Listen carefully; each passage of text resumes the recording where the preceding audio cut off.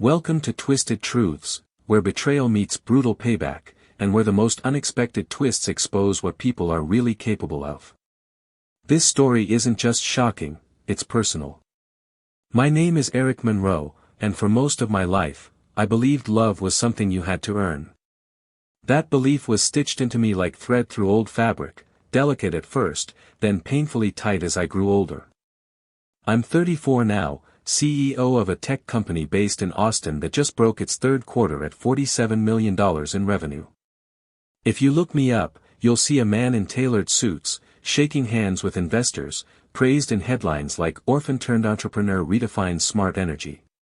But headlines don't tell you what it felt like to be told, at 33 years old, in front of a backyard full of guests, that I was never truly a son. That I was just a mistake they tolerated. The irony is, I wanted to thank them that day. I came bearing a gift, a beachfront villa I'd bought with my own money. A token of gratitude, I thought. Proof that I'd made something of myself. That despite the years of silence, I still remembered them. But what I received in return was something no child, adopted or not, should ever hear. Especially not from the man who raised me. He looked me in the eye and said, "You're not even my real son. Never were. That villa? Keep it. You don't belong in this family." That moment ripped through my chest like glass. But it didn't kill me. It awakened something else. Something darker. And that's when I decided, if he wanted to erase me, I'd write myself into his legacy in a way he'd never forget. I was born in the system, left at a hospital with nothing but a note, "His name is Eric. Please take care of him." I never knew who my biological parents were. Never asked. Never wanted to. Because when Robert and Lisa Monroe adopted me at age 4, I thought my story had turned a corner. They had a cozy little home in suburban Texas. Dad was a bank manager. Mom stayed home with me at first. She taught me how to read before I even started kindergarten. She used to say, "You're a smart one, Eric. Maybe even the smartest in this family." I believed her. Until she gave birth to twins, Caleb and Emma. After that, the air in the house changed. I went from being the bright-eyed miracle boy they adopted, to the afterthought. At first, I didn't see it. I told myself they were just tired. Caleb cried a lot. Emma had colic. They needed attention, and I had to be the big boy. But even at 6 years old, you can tell when a hug is colder than it used to be. When your drawings no longer get taped to the fridge. When your name starts sounding like a burden. I tried to help. I brought bottles. I folded laundry. Once, I drew a card that said, "To the best mom in the world," and left it on her pillow. She never mentioned it. But what she did mention, often, was how I needed to be more like Caleb. "He's only 3, and he already listens better than you." Or how I shouldn't try so hard to insert myself when guests were over. Dad? He stopped playing catch with me in the yard. Stopped asking about school. I'd see him high-fiving Caleb over a plastic Lego tower while I stood off to the side, gripping a math test with a red A+ on top. It was like they'd replaced me.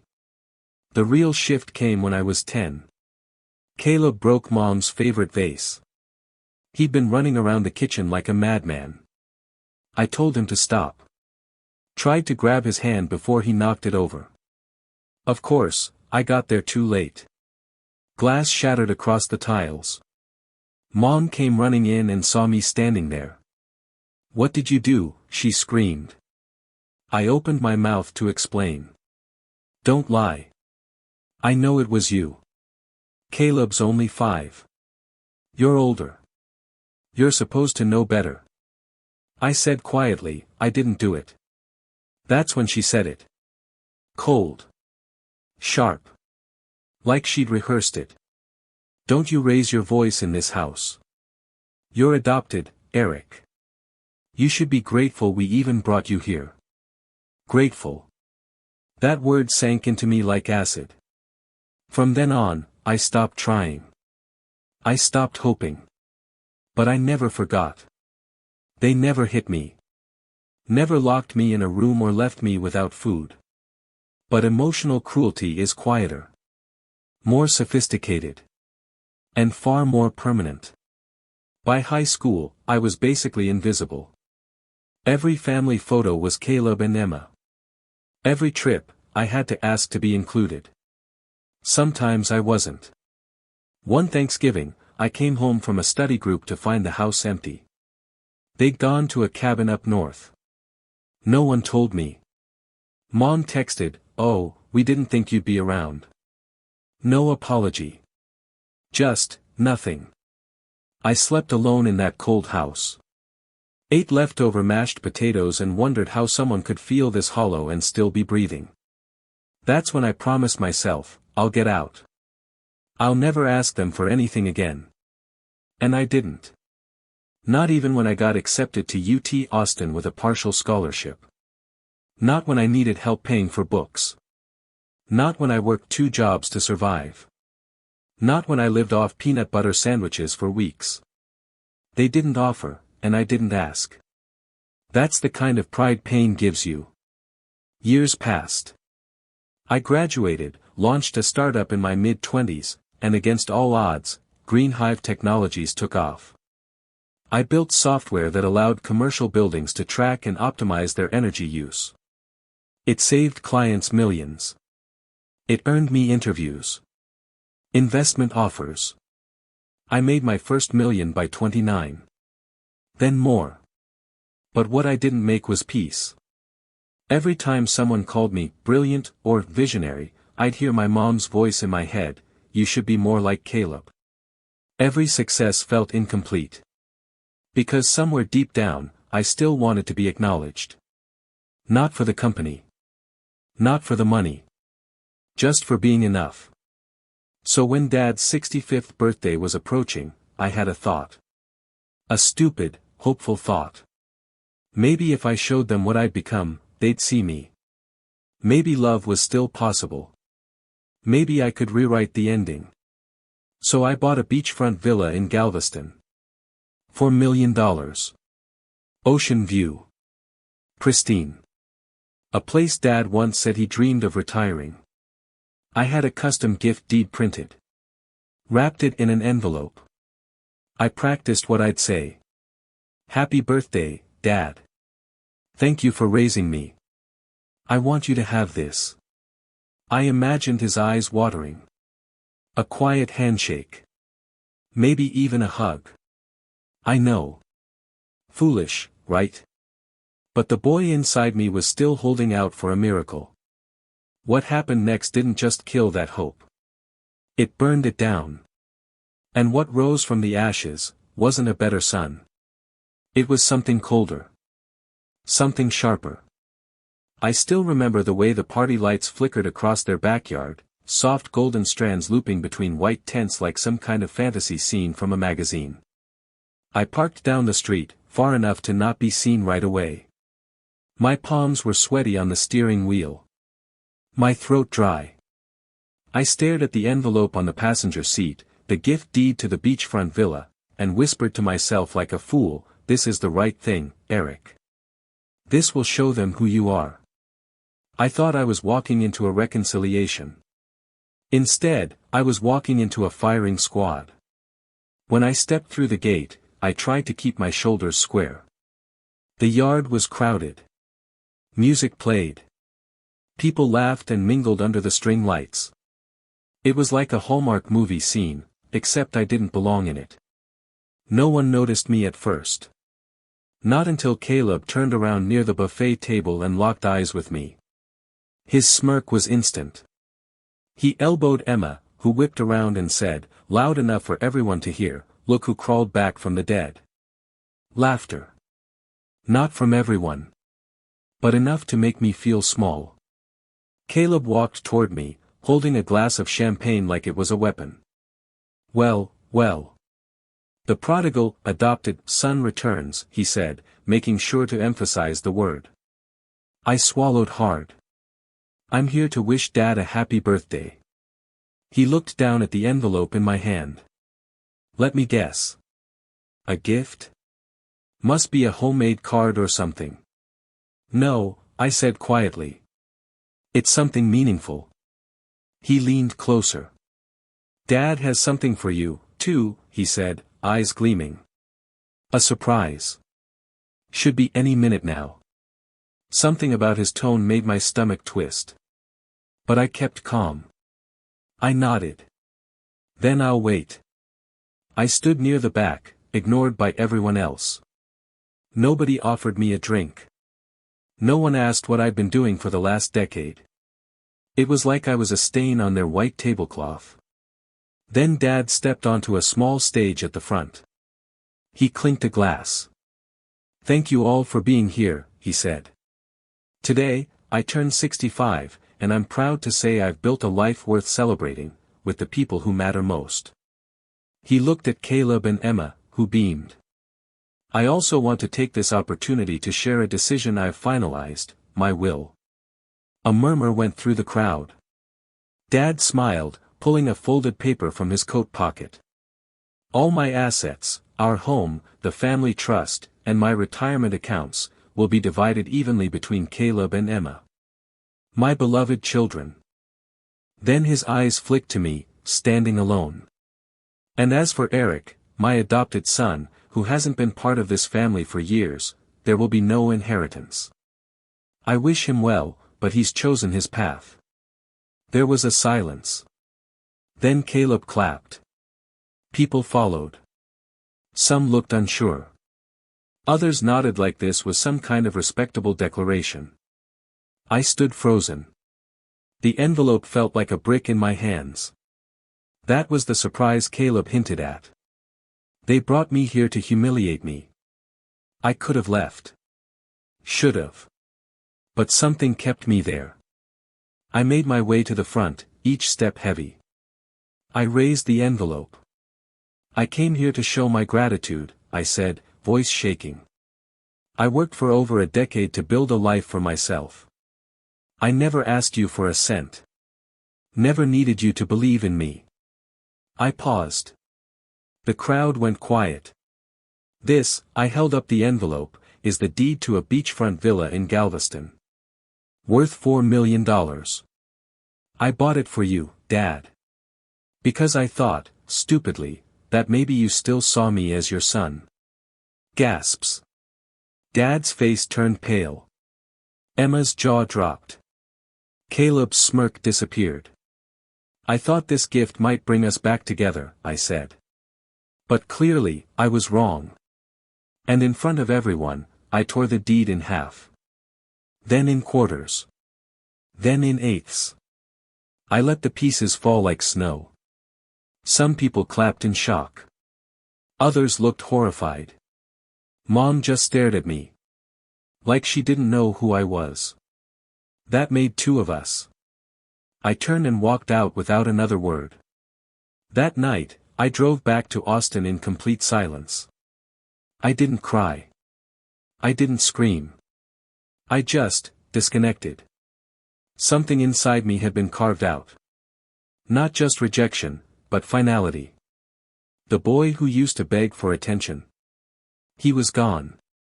Replaced by a man who'd just been made a public example of. I walked into my high-rise apartment and collapsed on the floor. I lay there for hours, staring at the ceiling, one question playing over and over again. What was I trying to prove, and to who? In the following days, I functioned like a ghost. At work, I smiled and led meetings. But inside, I felt like I was drowning in cement. Every win felt hollow. Every congratulatory email rang false. Carlos, my co-founder, noticed. You okay, man? He asked one morning. Yeah, I lied. Just tired. But the truth was, something had died in me that night. Not just the dream of being accepted. But the belief that family, no matter how twisted, would one day come around. They weren't coming around. They never were. A week later, I got a call from a family friend who'd been at the party. I just wanted to say. "I'm sorry," she said. "That was cruel what they did. You didn't deserve that." I thanked her. But it didn't ease the pain. Nothing did. Until something unexpected happened. One evening, I got a LinkedIn notification. It was Caleb. He'd viewed my profile. A minute later, another one, Emma. Curious, I logged into a dummy account I kept for business research. I searched both of them. What I found made me sit up straight. Caleb's finance startup. It had failed 2 years ago. Emma's lifestyle brand. Quietly shut down after a lawsuit. Dad's bank. Facing massive losses from a failed merger. That's when I realized.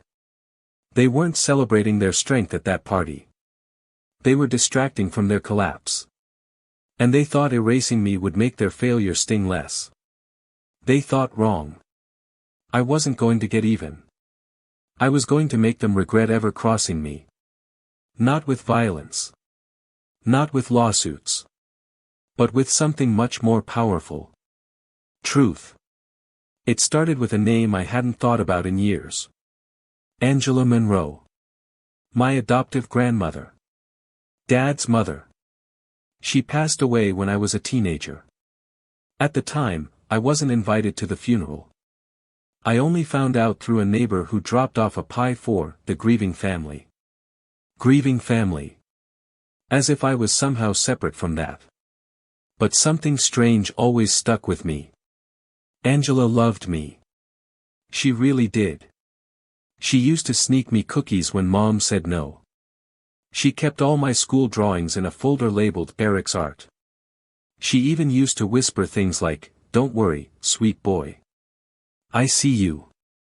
And one day, when I was 11, I remember overhearing her and Dad arguing in the kitchen.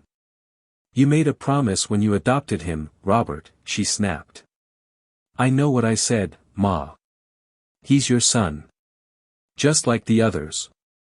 And then her voice softened. "If you ever forget that, God help you when he finds out the truth." At the time, I didn't know what she meant.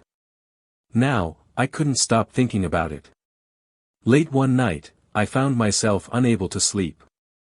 That line echoed in my head, "God help you when he finds out the truth." So I started digging. Angela had left behind a few things, a small estate in East Texas, some rental properties. She was the only member of the Monroe family who had any real money before Dad rose through the banking ranks. I pulled public records, cross-referenced probate filings, scanned for anything unusual. And there it was. Angela's original will. Filed 5 months before her death. And in it, something that stopped my heart. She'd named me, as the primary heir. Not Caleb. Not Emma. Not Robert or Lisa. Eric Monroe, legal grandson and sole beneficiary. The document was signed, witnessed, notarized. But here's the thing. That's not how her estate was settled. In fact, there was an amended will, dated just 2 months before her death, that excluded me entirely. It was filed by Robert. He claimed Angela changed it in her final weeks due to clarity of mind. But the signatures didn't match. Not perfectly. Something about it smelled rotten. I reached out to a friend of mine who worked in estate law. She took one look and frowned. "These signatures aren't just off," she said. "They're suspect. This could have been forged." My breath caught. "You're saying my dad might have faked the will?" She nodded slowly. "If that's true, it's not just unethical. It's criminal." And just like that, the narrative shifted. This wasn't just emotional abuse. It was theft. Of my legacy. I spent the next few weeks in stealth mode. While the world thought I was busy expanding my company's reach into Europe, I was actually building a quiet case against my adoptive father. I hired a forensic handwriting expert. He confirmed it. The second will had discrepancies consistent with forgery. I hired a private investigator. What she found nearly broke me all over again. Emails between Robert and a legal assistant. Shredded documents in a warehouse storage facility that matched the original will's format. Even an old audio recording from Angela's caregiver, where she says, "Clear as day, Eric's the one I trust to carry my legacy." Not those spoiled brats. Spoiled brats. She meant Caleb and Emma. And it got worse. Dad had used Angela's estate money, millions of dollars, to fund his bank's failed acquisition attempt 5 years ago. He'd embezzled his own mother's inheritance to pad his image as a financial titan. And when it crumbled, he rewrote history. Literally. He rewrote me out of the family. I sat alone in my apartment one night, staring at the stack of evidence on my desk. Old photos. The forged will. The recording. Emails. It hit me then, my revenge wasn't just about the party. Or the humiliation. Or the years of silence. It was about erasure. He didn't just disown me. He tried to erase my place in the Monroe legacy. But the truth? The truth never dies. It just waits for its moment. And I was ready to give it one. I called Carlos. Told him everything. He listened silently, then said one thing. Let's make them choke on the truth. The best revenge isn't rage. It's silence. Precision. And timing. That's what I told myself as I stared at the forged will spread across my desk, Angela's signature beside my name in the original, and nowhere to be found in the second. I didn't want revenge that screamed. I wanted one that whispered. And then exploded. I started by creating 3 folders. Physical. Labeled in bold, red ink. Truth. Motive. Destruction. I wasn't just going to expose Dad. I was going to make sure everyone who ever whispered, "He's just adopted," would never forget my name. Carlos, always loyal, took the role of silent partner. He worked behind the scenes, helping me compile contacts, legal experts, and a digital strategy to control the narrative when it went live. Because I wasn't just aiming for justice. I was aiming for spectacle. The truth folder contained everything. A signed, notarized copy of Angela's original will. Expert handwriting analysis. Sworn statements from her caregiver and 2 tenants from her rental property who'd heard her say she was leaving everything to me. And, most damning, metadata from the digital scan of the second will, showing it had been created 2 weeks after her supposed signing date. We backed it all up. On a hard drive. In the cloud. On a hidden server in Germany. I wasn't going to lose this case to a conveniently missing file. The motive folder was equally important.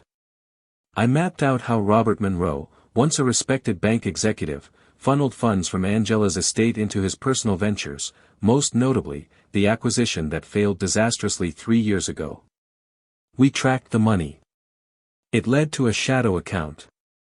That account was used to pay off debts, keep Caleb afloat after his company tanked, and fund Emma's lifestyle brand that fizzled into lawsuits. The same inheritance that should have secured my future, had been burned to keep their illusions alive. The last folder was the most delicate. Destruction. It wasn't about evidence. It was about execution. Here's what I planned. Step 1, legal action. I hired a bulldog estate attorney, Linda Greaves. She didn't flinch when I showed her the evidence. We can sue the estate. Challenge the will. Bring criminal charges for fraud and forgery. I nodded. We won't file yet. She raised an eyebrow. Then what are we doing? I smiled.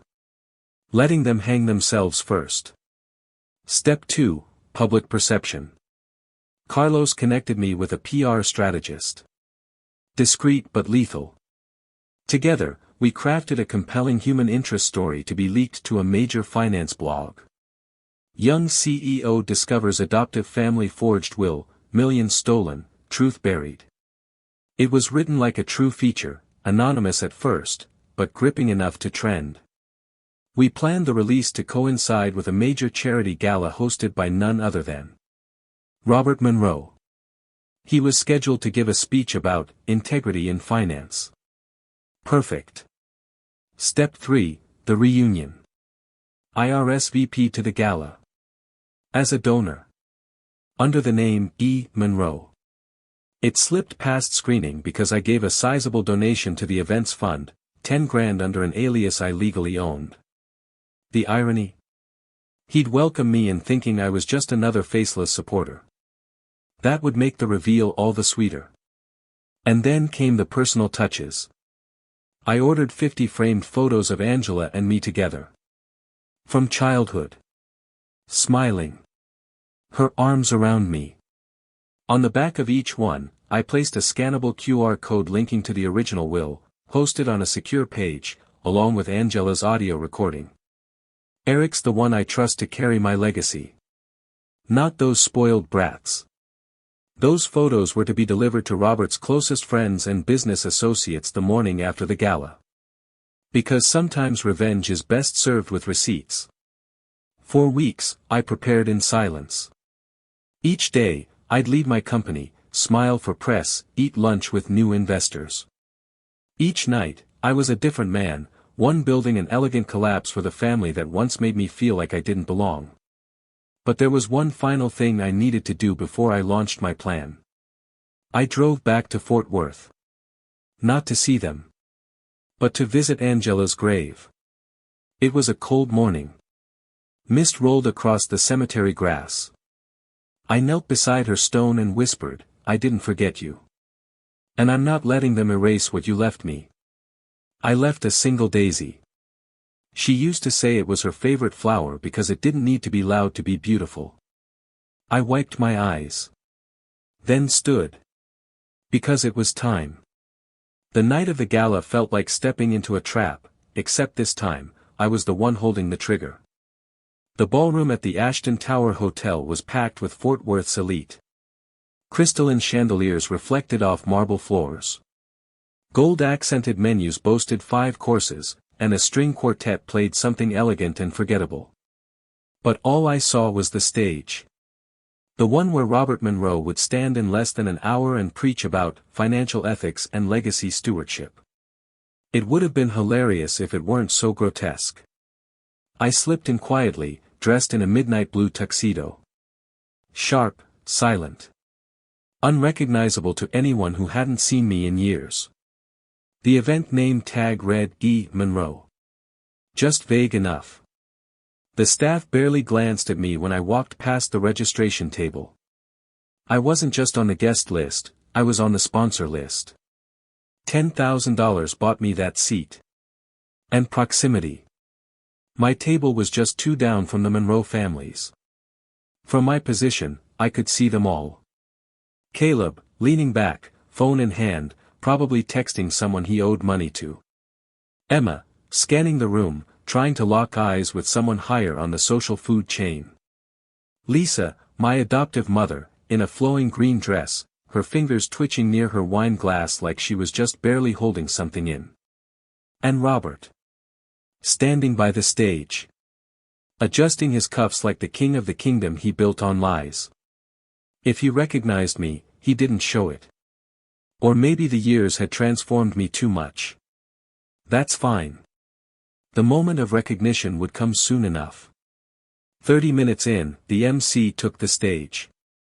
Ladies and gentlemen, thank you for joining us tonight to support financial literacy programs for underprivileged youth. Now please welcome our keynote speaker, a man whose name is synonymous with leadership and integrity, Mr. Robert Monroe. Applause. Polite. Hollow. He stepped up. Adjusted the mic. And began the performance of his life. He talked about family. About building legacy. About honoring those who came before us by leading with truth. I could feel my molars grinding as the room nodded, drank, and clapped at all the right beats. Then he said it. I stand here tonight proud of the family I've built, my wife, my children, the Monroe legacy. That was my cue. I rose slowly from my chair. Calm. Measured. Walked toward the side of the stage where a discreet AV tech waited, as planned. He recognized me from earlier in the week. I'd emailed him the presentation file, given him a tip for his silence. All I said was, "Now." He pressed play. The projector screen behind Robert flickered. At first, it looked like a tribute video. Soft piano music.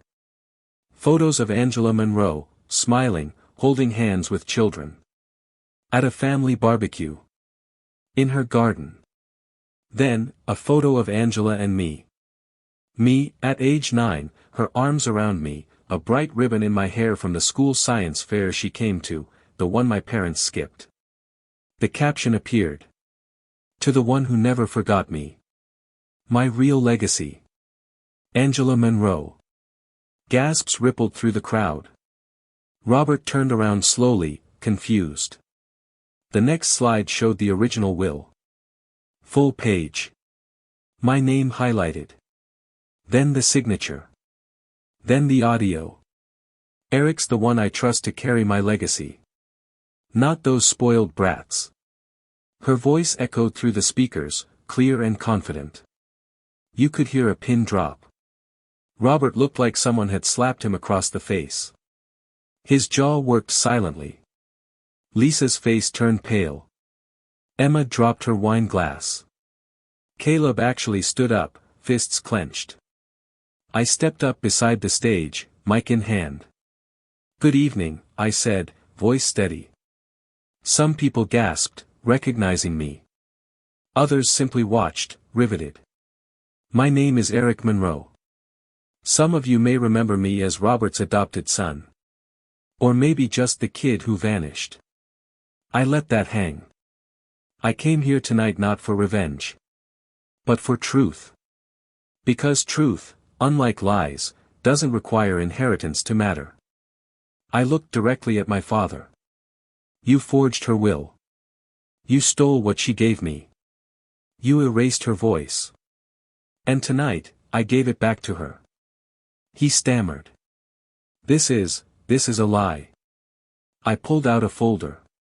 Held it up. Forensic analysis. Metadata. Testimonies. Everything you faked, undone. You didn't just dishonor me, Robert. You dishonored your own mother. And that ends now.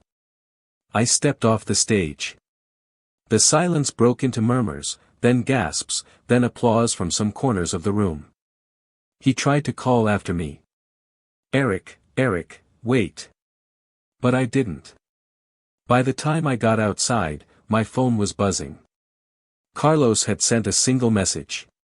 We're live. The story's trending #2. You did it. Within the hour, the blog article we had seeded hit the internet like a tidal wave. Headlines. Adopted son uncovers shocking family fraud. Monroe family legacy exposed in will forgery scandal. Bank exec accused of stealing from own mother's estate. And then came the final blow. A tweet from a journalist who had attended the gala and recorded the speech. Just witnessed the most explosive moment at a charity gala. A son exposing his adoptive family's crimes live on stage. Unreal. #Monroe scandal. The avalanche had started.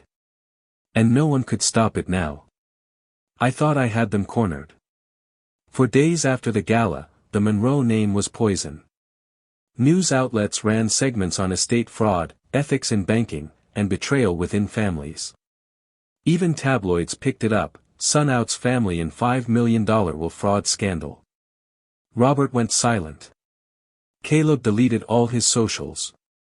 Emma tried to post some passive-aggressive story about not everyone's version of the truth being truth, but the internet shredded her for it. I didn't gloat. I didn't celebrate.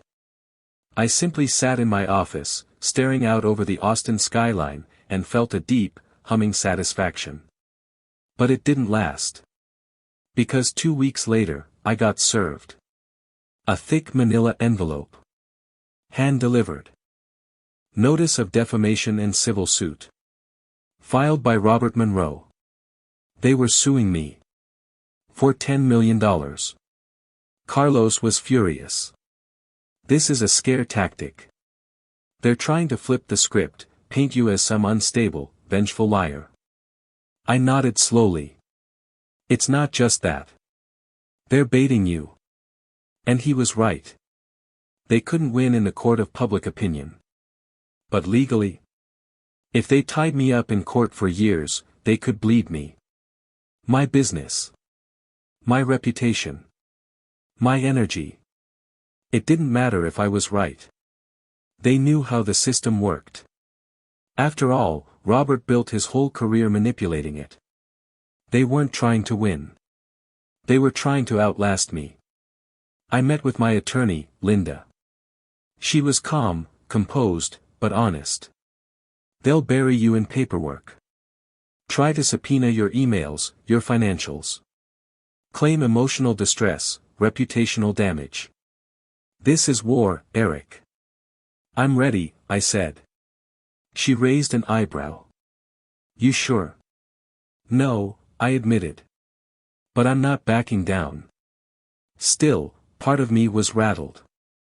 I thought exposing the truth would be the end of it. But I underestimated something, pride. Robert Monroe couldn't stand being humiliated. Especially not by the one son he spent decades trying to erase. And if he couldn't silence me as a child, he'd try to do it now, by force.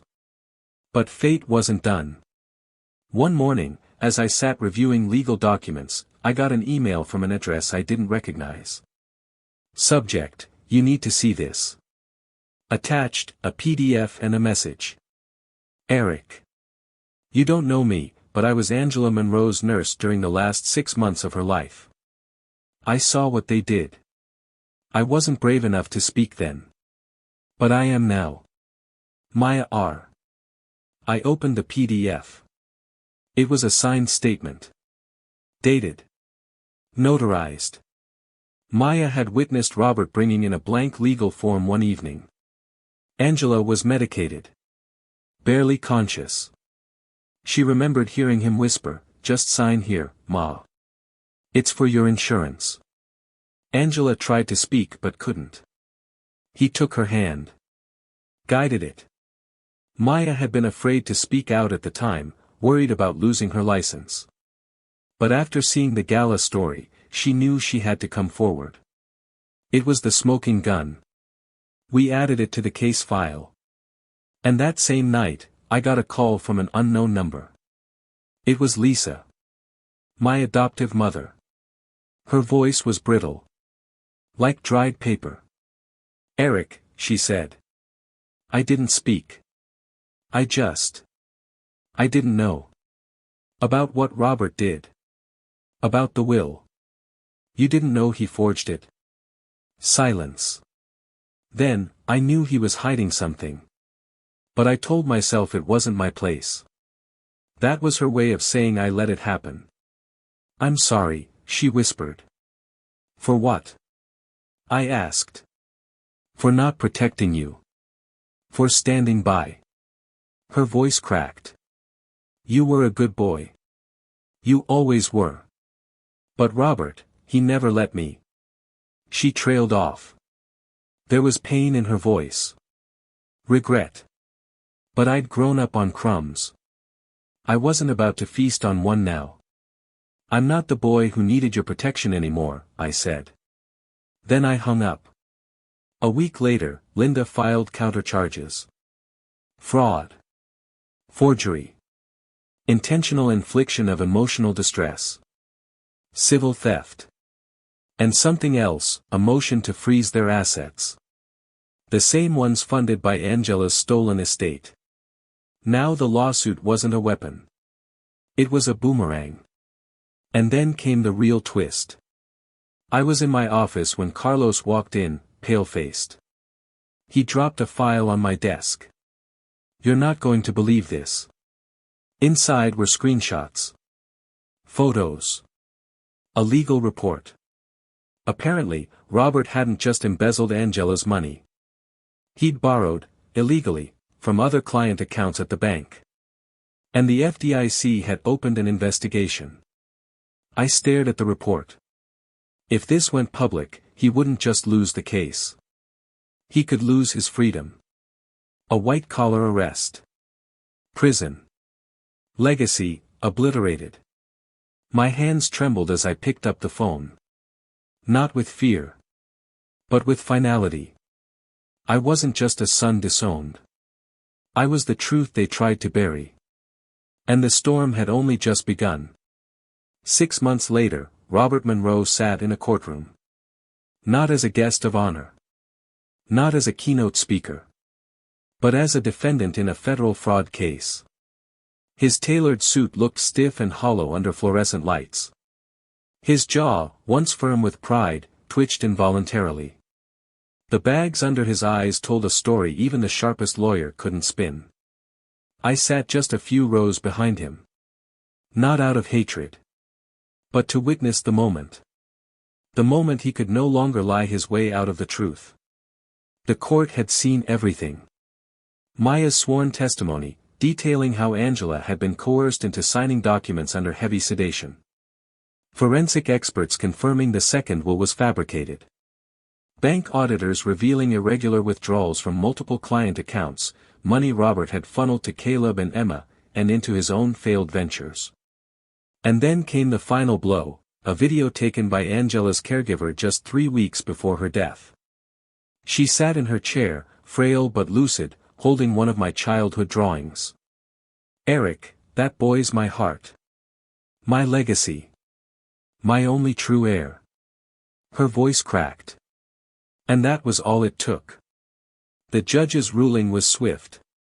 Robert Monroe was found guilty of will forgery, estate fraud, misappropriation of funds, elder abuse, civil theft. He was sentenced to 9 years in federal prison and ordered to pay restitution of $4.7 million, most of which would go to me as the rightful heir of Angela Monroe's estate. Caleb and Emma. Caleb was charged with knowingly accepting stolen funds. His assets were frozen. His passport revoked. His reputation in finance burned beyond recovery. Emma was sued for fraud by investors of her defunct brand, once they learned the capital came from forged estate transfers. She declared bankruptcy within weeks. Their social media pages disappeared.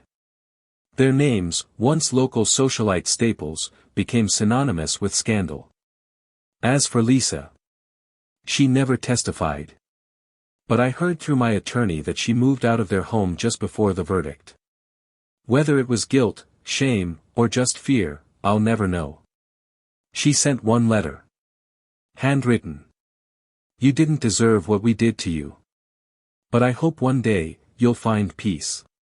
Not for us, for yourself. I didn't respond. But I didn't tear it up either.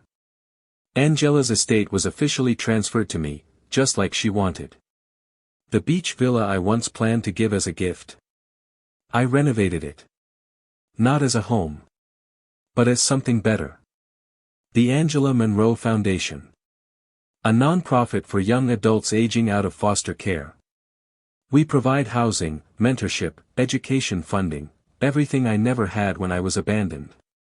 We help them find jobs. Finish school. Heal. Just last month, one of our kids, Trina, got accepted to UT Austin's engineering program. She hugged me and whispered, "You changed my life." No. We changed each other's. Sometimes I walk along the porch of that villa, stare at the ocean, and think about what forgiveness really means. It doesn't mean pretending nothing happened. It means refusing to let the pain define you. I never got an apology from Robert. But I got something better. Freedom. Freedom from needing to be chosen. Freedom from proving I was enough. Because I am.